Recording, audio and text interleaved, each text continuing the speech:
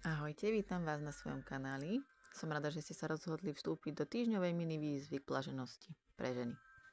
Každý deň vám dám pár inšpirácií, odporúčaní a vy si môžete prispôsobiť tieto odporúčania ako chcete, podľa vlastnej ľubovôle. Hlavne, aby ste niečo malé pre seba spravili. Začnem hneď prvým dňom. A tento deň by som mohla nazvať sprcha alebo kúpeľ hojnosti. Môžete si spraviť kúpeľ, sprchu alebo len kúpeľ nôh, či sa len prešpliechať vodou vlastne vašu tvár, alebo ako to vlastne cítite.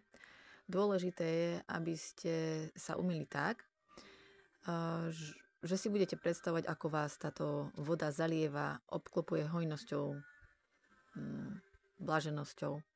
A predstavte si, ako každá kvapka vsakuje do vášho tela, zavlažuje ho hojnosťou, láskou, starostlivosťou, proste čímkoľvek pozitívnym, čo potrebujete v ten moment precítiť. Môže to byť aj pokoj, láska, podpora, čo vás napadne. Ak si spravíte napríklad bylinkový kúpeľ, môžete si precítiť, ako vás vlastne vyživujú tie bylinky a vsakujú sa do vašej pokožky. A kto sa rád napríklad prepája so Matkou Zem, tak môže precítiť, ako ona vás vlastne vyživuje skrz tú vodu.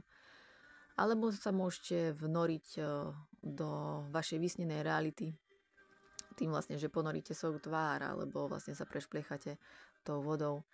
Ako sa vám zažiada. Takže dúfam, že niektorý z typov vyskúšate, alebo si vymyslíte nejaký nový. Dajte mi do komentára vedieť, či ste teda prvý deň výzvy splnili a ako ste ho zvládli, ako sa cítite.